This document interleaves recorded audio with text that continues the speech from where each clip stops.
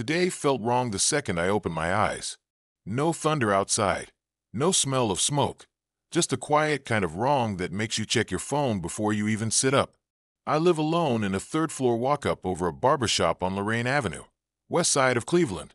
The kind of block where you can hear everything. The bus brakes hissing at 6:05. The neighbor's pit bull coughing like a heavy smoker. Mrs. Klein watering her geraniums at a time that never makes sense. All of that was missing. Even the old Coke machine in the lobby wasn't humming. I told myself it was Sunday weirdness and went straight for the coffee, because coffee makes any thoughts sound less crazy. My rent was due on Friday, and my car insurance was bouncing between paid and pending. And I was on the schedule for the late shift at the distribution center. Normal worries. I clung to those. I rubbed the scar on my left thumb from when I split PVC for my stepdad last summer and told myself it was just a slow morning.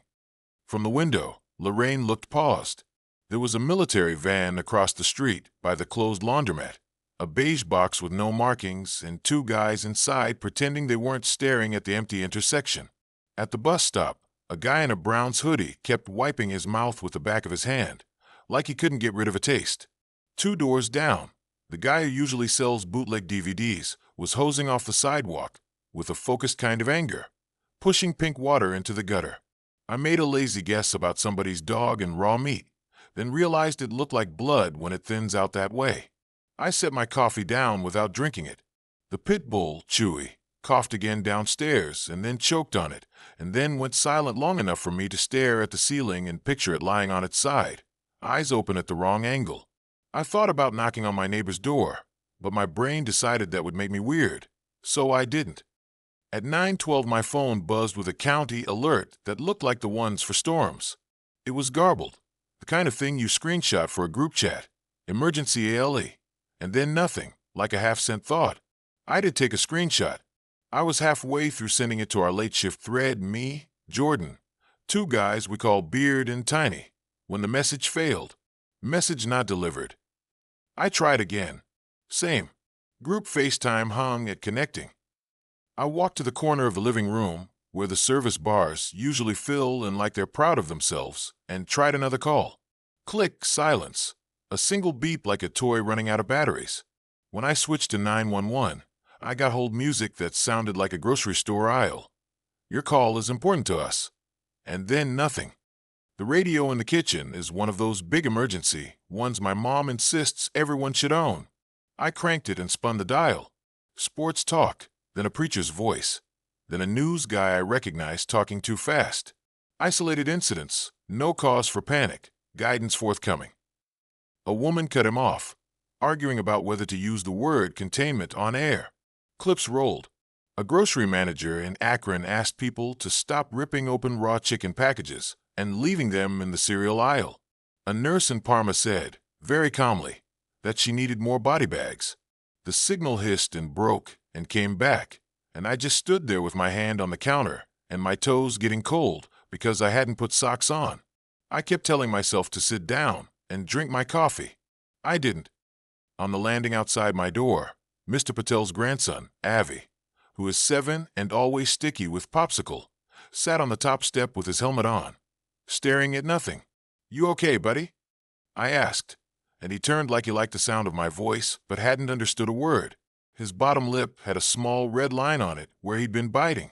From downstairs, through the door crack, I heard Chewy scratch once and then drag his nails slow across the wood like he'd forgotten what scratching was for.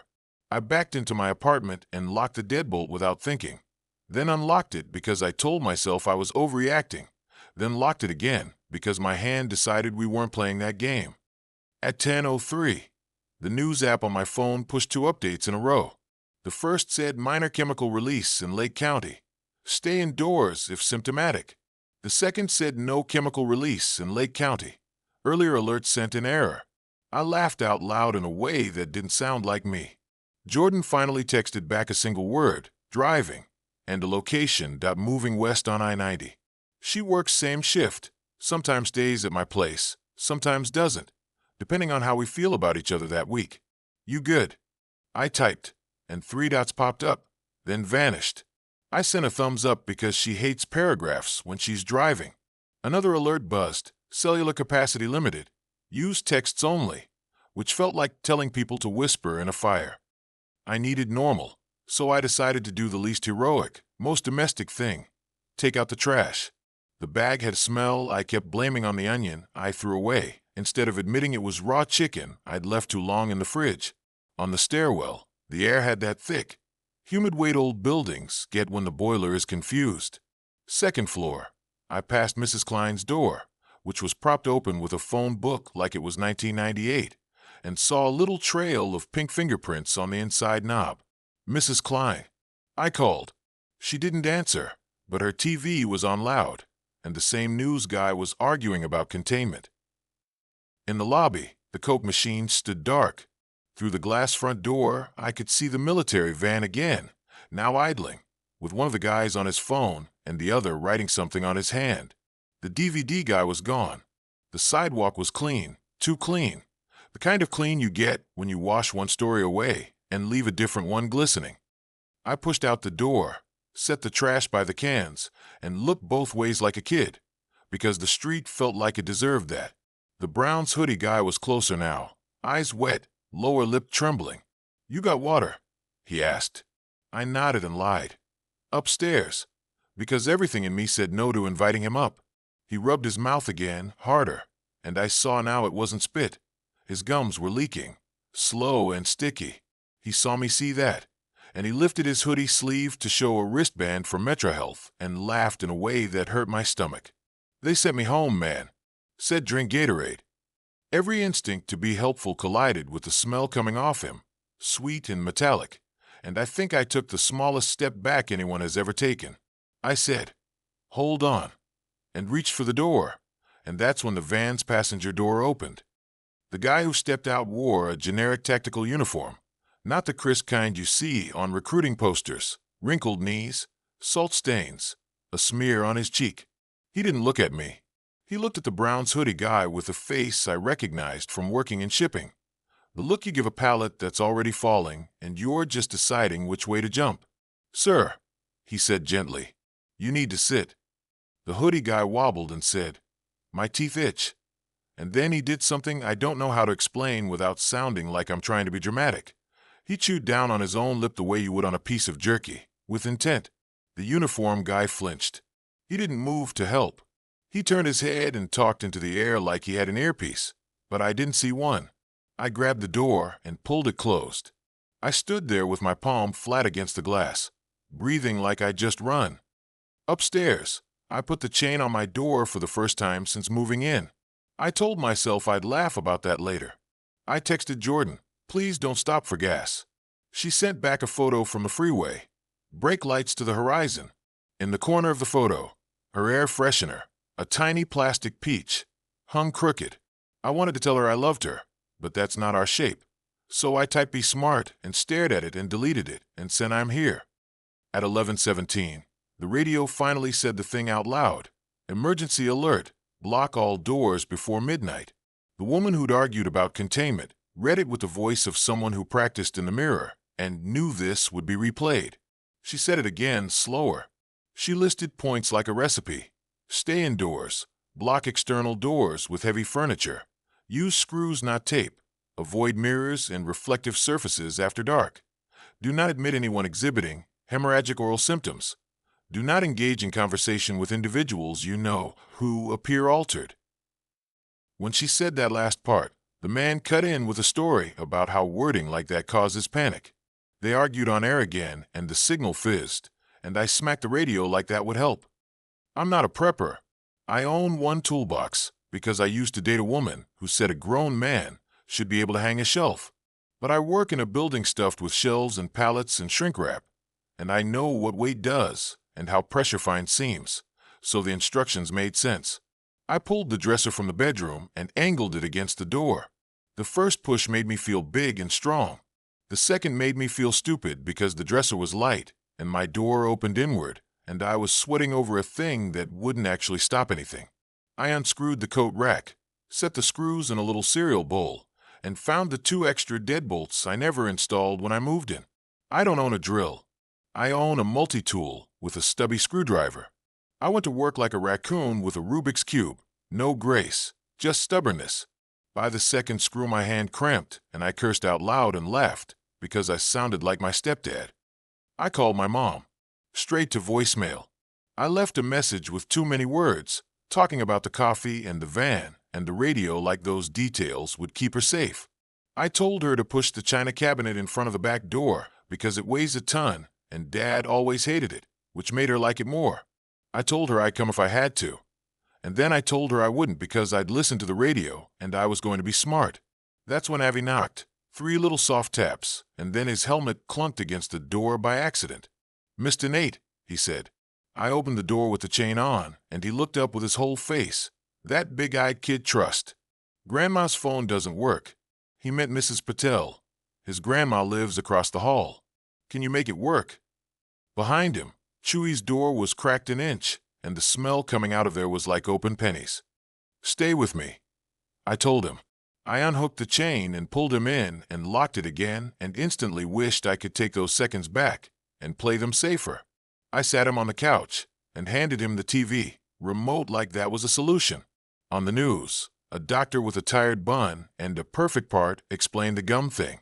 "Capillary rupture," she said. "It presents orally first." She kept saying presents, like a gift you don't want. She told people not to touch anyone's mouth. She told people to avoid mirrors, not because of superstition, but because people were hurting themselves trying to extract foreign objects they thought they saw in their teeth. She said, "There are no foreign objects." She said it 3 times, and I believed her and didn't. There was a thud in the hallway, then another. Not knocking. A body learning a door exists. I looked through the peephole and saw Chewy's owner, Ty, shirtless, face slick with sweat, teeth pink.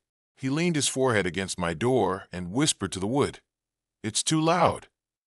Then louder, "It's too loud in there." He turned and pressed his ear to Mrs. Patel's door and whispered the same thing. I reached for the chain to make sure it was set and realized my fingers were shaking enough to miss the hook 3 times. From the couch, Avi said, "Chewy's tummy hurts," like he'd been waiting to say that. We both looked at the crack under Ty's door down the hall. Something slid past it, slow, like a heavy towel being dragged. At 12:02, long before midnight but a time that felt like it mattered, Jordan called. "Do not open," she said, and I almost told her I'd never heard her voice sound like that, flat and ironed. "Where are you?" I asked. "2 exits out," she said. I took the service road. People were stopping in the road to check each other's teeth. She laughed without humor.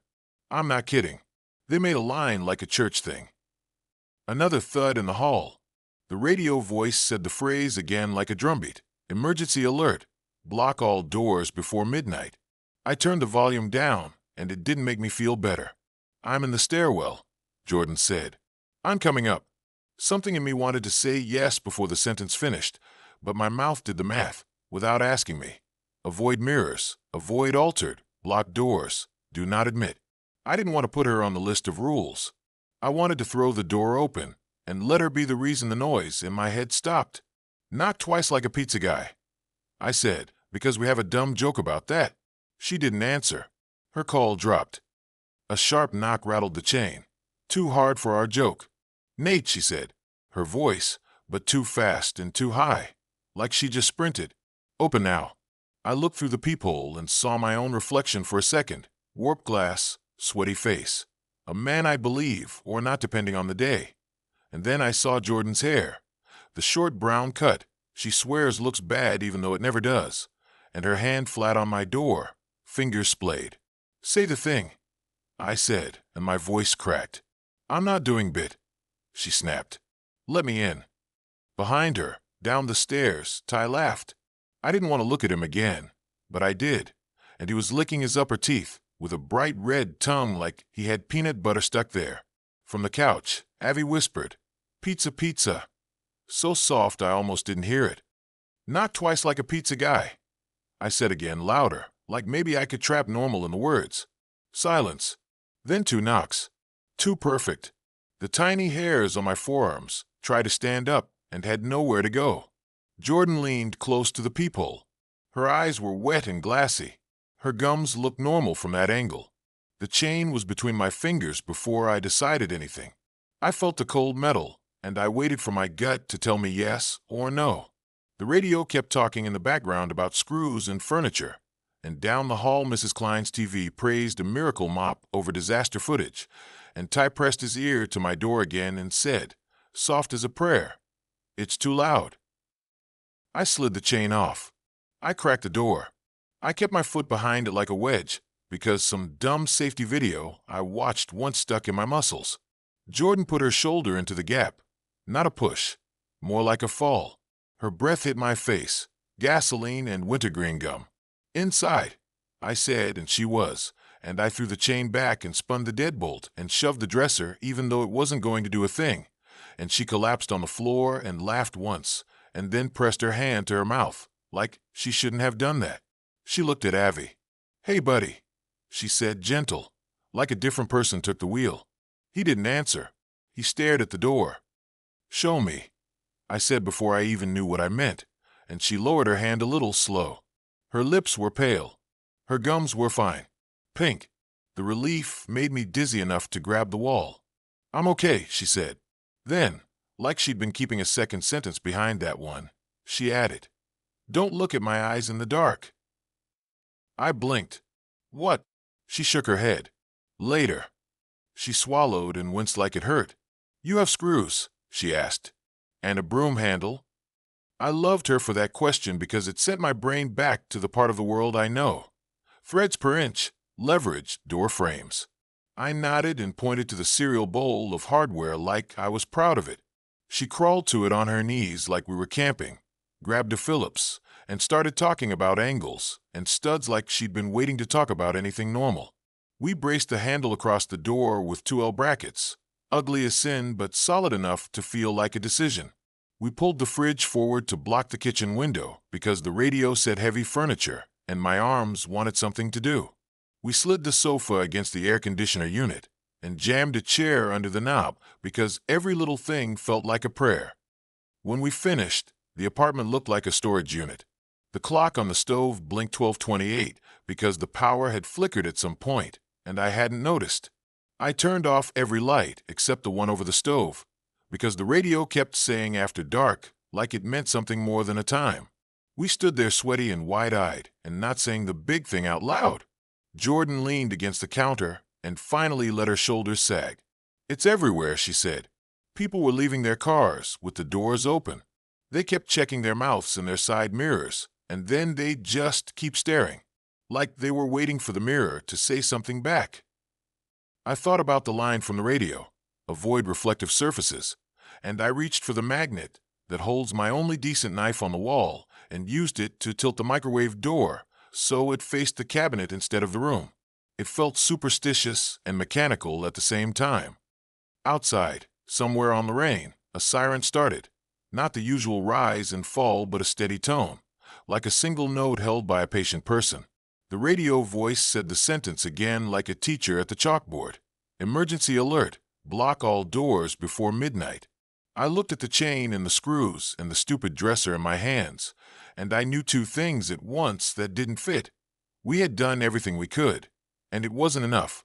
I put Avi on the inside of the couch, wall side, like kids get when they sleep over, and gave him a pillow I never use. He fell asleep in a way that didn't look like sleep, mouth open, breathing shallow. Jordan sat on the floor by the door with her knees up and her hands wrapped around them like she was cold. She stared at the stove light. "Don't look at my eyes in the dark," she said again, quieter, and I realized that wasn't drama. It was instruction. It slotted into the other instructions in my head. Screws, heavy furniture, no mirrors, no admissions, and took its place. Something slid against the door from the hallway, soft and patient, like a towel again. The broom handle creaked. The chain moaned. On the other side, a voice I knew from barbecues and football Sundays, Ty, whispered through the wood. "It's too loud. Let me in so I can make it quiet." Jordan and I looked at each other. My throat clicked. I thought about being a good neighbor and about the smell under his door and about how his dog had stopped making sounds. I thought about how my rent was due and how I still hadn't fixed the towel rack in the bathroom and how ordinary all of that would look from a distance. I put my palm flat on the cool metal of the broom handle and felt it vibrate, a tiny rhythm under my skin, like a mouth against glass. Before midnight, the radio said again, and I understood too late that midnight wasn't a countdown. It was a changeover. I didn't know what we were changing into. I knew what we were leaving behind. I looked at the screws I had sunk with my clumsy hand, and I made a promise to myself. I hoped I wouldn't have to break. I would not open this door again today. Not for a voice I loved. Not for a neighbor I owed favors to. Not even for someone who knew my name and said it right. I whispered the words like I was practicing them. Jordan heard me and nodded once, and in that small nod I saw the version of her that stays, and the version that goes, and the thin line between them. The siren held its note. The world outside our door rearranged itself in the dark, and we stood there, 2 people and a kid, and a broom handle, and a sentence on the radio telling us what to do in a voice that sounded like it was reading our future off a cue card. We had locked the door. We had blocked it. That was the last normal thing we did. Jordan slid down against the door, breath shaking, one hand pressed to her chest. I wanted to ask about the eyes in the dark thing, but something heavier pressed down first. The broom handle pulsed against my palm again, slow, deliberate, like someone testing for weak spots. Ty's voice came back closer, too soft. It's too loud. Let me in. Every instinct screamed not to answer. I motioned to Jordan to stay quiet. She nodded but reached for the kitchen knife on the counter anyway. Then the air changed. You know that way you feel when a train's coming long before you hear it? My ears popped. The stove clock flickered twice. Avi whimpered and buried his face in the couch. And from outside, further down the hall, came more voices. Not just Ty's. Many. Low, almost chanting but broken and random. Open. Quiet. Open. Some deep, some cracked, some kids. All overlapping, no rhythm. Jordan mouthed, "We have to move." She pointed toward the back bedroom window, small, high, and covered with cheap blinds. I shook my head. We were 3rd floor, no fire escape, just a drop to concrete. She shrugged like she'd jump anyway. Something slammed Ty's door. Wood splintered. Screeching, not animal but close. My stomach turned cold. Then silence, thick and sudden. I peeked a peephole. Hallway looked empty but wrong. Walls wet-looking, like condensation forming where it shouldn't. Mrs. Klein's door hung open. TV still blaring infomercials, but blue static bleeding around the edges of the screen. A mirror from her hallway closet had fallen. It reflected nothing. I mean nothing. Not warped, not cracked, just black. I flinched back, heart hammering. Jordan saw my face and whispered, "Black." I nodded. She pressed her lips tight and mouthed, "Don't look again." Suddenly the kid spoke, soft, flat. They said quiet makes it safe. We whipped around. Avi's eyes were half shut, but he was awake. "Who said?" Jordan asked. He blinked, slow, like sleepwalking. "Chewy," he said. My stomach dropped. She grabbed his shoulders. "Avi, listen to me. No one talks to you except us, okay?" He nodded, but it was slow, unfocused. Bang! The broom handle bowed, screws groaning. Another hit, heavier. Something dragging across the door, like a wet hand. I shoved my weight against it. Jordan joined me. The radio crackled alive. A new voice, military, clipped, almost shouting. "Shelter. No visual contact. If you hear familiar voices outside, do not engage. Repeat, do not engage." Static swallowed at mid-sentence. Then silence, heavy and complete. We stood frozen. Avi whispered, "Chewy wants in." My throat locked. Jordan leaned in, her whisper almost too low. "If it breaks, we don't fight. We run. Window." I wanted to say there's no way to survive a 3-story drop, but another blow shook the whole doorframe. Splinters popped from the jamb. The broom handle bent. Decision time slammed into me. Stay and hope? Or jump and maybe die, but at least be human when you do. Jordan looked at me, and her eyes caught the stove light weird. A shimmer, just for a second, like oil on water. She saw me notice and flinched. "I'm fine," she hissed, voice too fast. Just don't look too long. Don't. The handle screamed, with tearing. One more hit, and it's gone. I grabbed Avi under the arms, hauled him to the bedroom. Jordan yanked the blinds and shoved the window up. Cold night air slapped my face. Below, pavement, parked cars, dumpsters.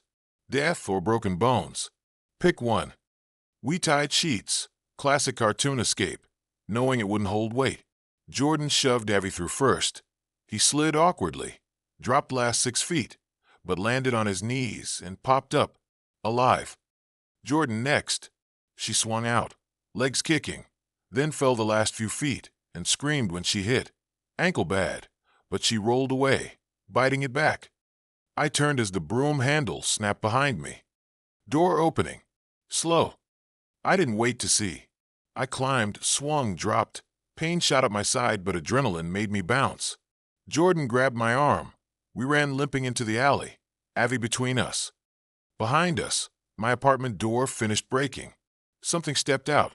Light spilled from my kitchen and stretched a long shadow onto the asphalt. Too thin, wrong angles. It stopped in the window light and tilted its head like it was curious. We ran, didn't look back. Past the military van, doors hanging open, seats empty. Radio inside whispering nonsense loops. Stay indoors. Stay indoors.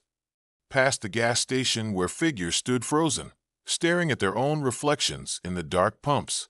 Down into a side street I knew from smoke breaks. Finally we collapsed behind a dumpster. Jordan held her ankle, face pale, sweat pouring. "We can't stop," she said. "They find sound. They want quiet." "What are they?" I asked. She swallowed. "Don't know. But they start with the mouth. Then the eyes." Her pupils caught the streetlight again. Just a ripple, a shimmer. She saw me see it. "I'm okay," she said, but quieter this time. Avi leaned on me, whispering nonsense, maybe prayers.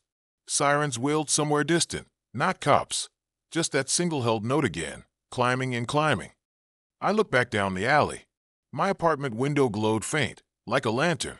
The thing in the doorway hadn't moved, just watching. Jordan tugged my sleeve. "We go. Now." We moved into the night, broken and terrified. Nothing behind us, but everything we knew. Above the city, more sirens joined the first, building one endless sound. Phones buzzed dead in our pockets. Windows went dark, then black, like mirrors turning off. Somewhere behind us, in a voice I almost loved once, someone whispered, "It's too loud." And we ran. We ran until running was all there was, feet slapping pavement, breath shredding lungs, shadows lunging at every corner. The alleys blurred into each other until we spilled out onto a wider street lined with shuttered storefronts and dead streetlights. My side was on fire from a fall, and Jordan was limping bad, but she wouldn't stop. Avi stumbled but never cried out, just gripped my hand like he'd been doing this his whole life. Half a block up we found an auto shop with its bay doors half open. No light inside. I dragged the other two in and pulled the door down just enough to leave a sliver for air. Smelled like oil and dust and something sharp underneath, but it was shelter. Jordan slumped against a workbench, face gray. She rolled her ankle with her hand and winced, but nodded when I asked if it was broken.